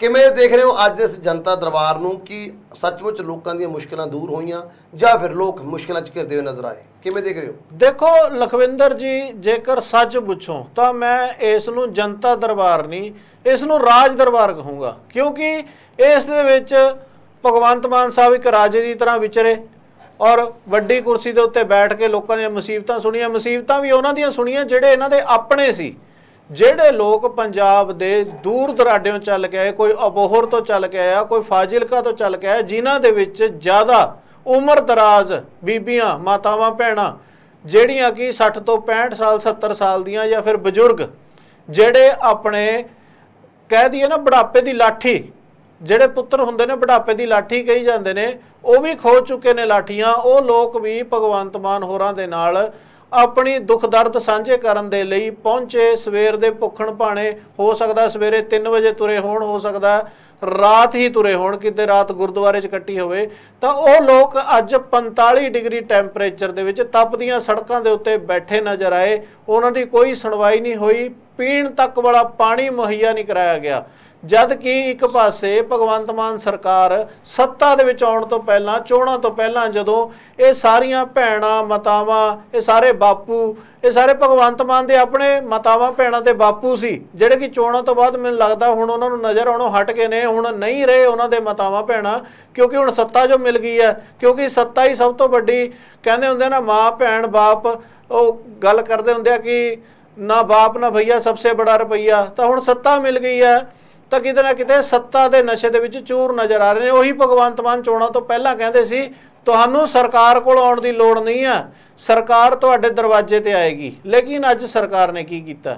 ਅੱਜ ਭਗਵੰਤ ਮਾਨ ਨੇ ਸਾਰੇ ਪੰਜਾਬ ਨੂੰ ਇਨਵਾਈਟ ਕਰ ਲਿਆ ਕਿ ਆ ਕੇ ਆਪਣੀਆਂ ਮੁਸ਼ਕਲਾਂ ਦੱਸੋ। ਤਾਂ ਲੋਕ ਵਿਚਾਰੇ ਸਾਡੇ ਜਿਹੜੇ ਲੋਕ ਹੈਗੇ ਨੇ, ਇਹਨਾਂ ਦੀਆਂ ਭਾਵਨਾਵਾਂ ਜੁੜੀਆਂ ਹੋਈਆਂ ਇਸ ਸਰਕਾਰ ਨਾਲ ਕਿ ਸਰਕਾਰ ਸ਼ਾਇਦ ਬਦਲਾਅ ਲੈ ਕੇ ਆਏਗੀ, ਕਿਉਂਕਿ ਭਗਵੰਤ ਮਾਨ ਬਹੁਤ ਵੱਡੀਆਂ ਵੱਡੀਆਂ ਗੱਲਾਂ ਕਰਦੇ ਰਹੇ ਨੇ। ਪਿੰਡਾਂ ਦੇ ਵਿੱਚ ਬਹੁਤ ਜ਼ਿਆਦਾ ਪ੍ਰਚਲਿਤ ਹੈ ਗੱਲ ਕਿ ਭਗਵੰਤ ਮਾਨ ਹੈ ਜਿਹੜਾ ਉਹ ਪੰਜਾਬ ਦਾ ਦਰਦੀ ਹੈ, ਲੋਕ ਸਮਝਦੇ ਨੇ, ਲੋਕ ਆਪਣੀਆਂ ਸਮੱਸਿਆਵਾਂ ਲੈ ਕੇ ਆਏ। ਸਭ ਤੋਂ ਵੱਧ ਗੱਲ ਕਰ ਲਈਏ ਬਠਿੰਡਾ, ਮੁਕਤਸਰ, ਮਾਨਸਾ, ਇਹ ਜਿਹੜਾ ਇਲਾਕਾ ਹੈਗਾ ਮਾਲਵਾ ਬੈਲਟ ਦਾ, ਇੱਥੋਂ ਬਜ਼ੁਰਗ ਜਿਹੜੇ ਕਿ ਆਪਣੇ ਜਵਾਨ ਪੁੱਤ ਖੋ ਚੁੱਕੇ ਨੇ ਚਿੱਟੇ ਦੇ ਨਾਲ, ਇਸ ਮਸਲੇ ਨੂੰ ਲੈ ਕੇ ਸਭ ਤੋਂ ਵੱਧ ਲੋਕ ਆਏ।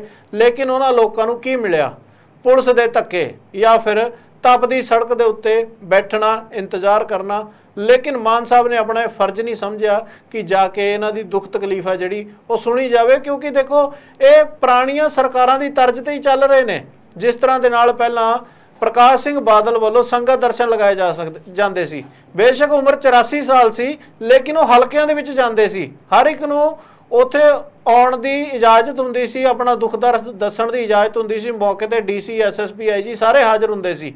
ਉੱਥੇ ਹੀ ਉਹਨਾਂ ਦੀ ਜਿਹੜੀ ਸ਼ਿਕਾਇਤ ਹੈਗੀ ਉਹਦਾ ਨਿਵਾਰਨ ਕਰਨ ਦੀ ਕੋਸ਼ਿਸ਼ ਕੀਤੀ ਜਾਂਦੀ ਸੀ। ਲੇਕਿਨ ਅੱਜ ਮਾਨ ਸਾਹਿਬ ਨੇ ਇੱਕ ਨਵੀਂ ਜਿਹੜੀ ਪਿਰਤ ਪਾ ਦਿੱਤੀ ਹੈ ਕਿ ਚੀਫ ਸੈਕਟਰੀ ਜਾਂ ਫਿਰ ਚੰਡੀਗੜ੍ਹ ਦੇ ਵੱਡੇ ਅਧਿਕਾਰੀ ਨਾਲ ਲੈ ਕੇ ਬੈਠੋ ਤੇ ਬੰਦੇ ਬੁਲਾ ਲਓ, ਅੰਮ੍ਰਿਤਸਰ ਤੋਂ, ਫਿਰੋਜ਼ਪੁਰ ਤੋਂ, ਅਬੋਹਰ ਤੋਂ, ਦੂਰੋਂ ਦੂਰੋਂ ਬੰਦੇ ਬੁਲਾ ਲਓ, ਨਾ ਉਹਨਾਂ ਦੀ ਕੋਈ ਸੁਣਵਾਈ ਕਰੋ। ਹਾਂ, ਜਿਹਦੀ ਮੁਸੀਬਤ ਸੁਣੀ ਗਈ ਹੈ ਕਿ ਚੰਡੀਗੜ੍ਹ ਦੇ ਅਧਿਕਾਰੀ ਉਹਨਾਂ ਦਾ ਹੱਲ ਕਰ ਦੇਣਗੇ, ਕਿਉਂਕਿ ਉਹਨਾਂ ਦੀਆਂ ਜਿਹੜੀਆਂ ਮੁਸੀਬਤਾਂ ਹੈਗੀਆਂ ਨੇ ਉਹ ਜੁੜੀਆਂ ਤਾਂ ਹੋਈਆਂ ਉਹਨਾਂ ਦੇ ਜ਼ਿਲ੍ਹਿਆਂ ਦੇ ਨਾਲ ਨੇ। ਉਹਨਾਂ ਦੇ ਜ਼ਿਲ੍ਹਿਆਂ ਦੇ ਅਧਿਕਾਰੀ ਨੇ ਜਿਹੜੇ ਉਹ ਤਾਂ ਇਹ ਮੁਸੀਬਤਾਂ ਦੂਰ ਕਰ ਸਕਦੇ ਨੇ। ਲੇਕਿਨ ਜੇਕਰ ਆਪਾਂ ਕਹੀਏ ਕਿ ਚੀਫ ਸੈਕਟਰੀ ਜਾਂ ਮੁੱਖ ਸਕੱਤਰ ਜਾਂ ਫਿਰ ਜਿਹੜੇ ਵੱਡੇ ਆਈਐਸ ਅਧਿਕਾਰੀ ਜਿਹੜੇ ਲੱਗੇ ਹੋਏ ਨੇ ਮਾਨ ਸਾਹਿਬ ਦੇ ਨਾਲ, ਕੀ ਉਹਨਾਂ ਦੀ ਮੁਸ਼ਕਲ ਦੂਰ ਕਰ ਪਾਉਣਗੇ? ਲੇਕਿਨ ਇਹ ਵੀ ਉਹ ਲੋਕ ਸੀਗੇ 500 ਲੋਕ ਜਿਹੜੇ ਸਿਲੈਕਟ ਕੀਤੇ ਗਏ, ਜਿਹੜੇ ਵਿਧਾਇਕਾਂ ਦੇ ਅਤੇ ਜਿਹੜੇ ਇਹਨਾਂ ਦੇ ਹਲਕਾ ਇੰਚਾਰਜ ਨੇ ਉਹਨਾਂ ਦੇ ਨਜ਼ਦੀਕੀ ਸੀਗੇ, ਔਰ ਇੱਕ WhatsApp ਨੰਬਰ ਦੇ ਜ਼ਰੀਏ ਜਿਨ੍ਹਾਂ ਦੀਆਂ ਸ਼ਿਕਾਇਤਾਂ ਪਹਿਲਾਂ ਹੀ ਪਹੁੰਚਾ ਦਿੱਤੀਆਂ ਗਈਆਂ ਸੀ ਭਗਵੰਤ ਮਾਨ ਸਾਹਿਬ ਹੋਰਾਂ ਕੋਲ, ਜਿਹੜੀਆਂ ਸ਼ਿਕਾਇਤਾਂ ਬਾਰੇ ਉਹ ਬਖੂਬੀ ਪਹਿਲਾਂ ਹੀ ਜਾਣਦੇ ਸੀ। ਲੇਕਿਨ ਸਾਰੇ ਪੰਜਾਬ ਨੂੰ ਗੁੰਮਰਾਹ ਕੀਤਾ ਗਿਆ। ਮੈਂ ਕਹਿੰਦਾ ਬੜੀ ਹੀ ਸ਼ਰਮਨਾਕ ਗੱਲ ਹੈ ਕਿ ਜਨਤਾ ਦਰਬਾਰ ਕਹਿ ਕੇ ਤੁਸੀਂ ਆਪਣਾ ਰਾਜ ਦਰਬਾਰ ਲਗਾ ਰਹੇ ਹੋ ਤੇ ਦੂਜੇ ਪਾਸੇ ਜਨਤਾ ਨੂੰ ਗੁੰਮਰਾਹ ਕਰ ਰਹੇ ਹੋ। ਪੰਜਾਬ ਕਿਹੜੇ ਪਾਸੇ ਨੂੰ ਜਾ ਰਿਹਾ ਲਖਵਿੰਦਰ ਜੀ, ਇਹ ਕੁਝ ਸਮਝ ਨਹੀਂ ਆ ਰਿਹਾ। ਬਿਲਕੁਲ ਜੀ, ਬਿਲਕੁਲ। ਸੋ ਅੱਜ ਜਨਤਾ ਦਰਬਾਰ ਦੇ ਉੱਪਰ ਉਂਗਲਾਂ ਵੀ ਉੱਠੀਆਂ ਨੇ, ਜਿਵੇਂ ਤੁਸੀਂ ਕਿਹਾ ਕੁਝ ਸ਼ਿਕਾਇਤਾਂ ਦਾ ਨਿਵਾਰਨ ਵੀ ਹੋਇਆ। ਇਹ ਗੱਲ ਟਵੀਟ ਕਰਦੇ ਹੋਏ ਭਗਵੰਤ ਮਾਨ ਜੀ ਨੇ ਕਿਹਾ ਵੀ ਮੌਕੇ ਦੇ ਉੱਪਰ ਹੀ ਬਹੁਤ ਲੋਕਾਂ ਦੀਆਂ ਸਮੱਸਿਆਵਾਂ ਨੇ ਜੋ ਹੱਲ ਕਰ ਦਿੱਤੇ ਗਏ ਨੇ। ਸੋ ਗਿੱਲ ਸਾਹਿਬ, ਤੁਸੀਂ ਗੱਲਬਾਤ ਕਰਨ ਲਈ ਸਾਡੇ ਨਾਲ ਜੁੜੇ ਉਹਦੇ ਲਈ ਤੁਹਾਡਾ ਬਹੁਤ ਬਹੁਤ ਧੰਨਵਾਦ। ਧੰਨਵਾਦ ਲਖਵਿੰਦਰ ਜੀ। ਇਹ ਸਨ ਮੇਰੇ ਸੀਨੀਅਰ ਸਹਿਯੋਗੀ ਅਵਤਾਰ ਸਿੰਘ ਗਿੱਲ ਸਾਹਿਬ, ਜਿਨ੍ਹਾਂ ਦੇ ਵੱਲੋਂ ਅੱਜ ਦੀ ਇਸ ਸਪੈਸ਼ਲ ਪ੍ਰੋਗਰਾਮ ਦੇ ਵਿੱਚ ਵਿਸਥਾਰ ਦੇ ਨਾਲ ਚਰਚਾ ਕੀਤੀ ਗਈ ਹੈ ਅਹਿਮ ਖਬਰਾਂ ਦੇ ਉੱਪਰ। ਤੁਹਾਨੂੰ ਇਹ ਚਰਚਾ ਕਿਵੇਂ ਲੱਗੀ ਸਾਨੂੰ ਕਮੈਂਟ ਕਰਕੇ ਜ਼ਰੂਰ ਦੱਸਿਓ। ਅਗਲੇ ਪ੍ਰੋਗਰਾਮ ਦੇ ਵਿੱਚ ਫਿਰ ਤੋਂ ਸਾਡੀ ਹੋਏਗੀ ਮੁਲਾਕਾਤ, ਕਰਾਂਗੇ ਕੁਝ ਅਹਿਮ ਖਬਰਾਂ ਦੇ ਉੱਪਰ ਫਿਰ ਤੋਂ ਵਿਚਾਰ ਚਰਚਾ। ਉਦੋਂ ਤੱਕ ਸਾਨੂੰ ਦਿਓ ਇਜਾਜ਼ਤ। ਧੰਨਵਾਦ।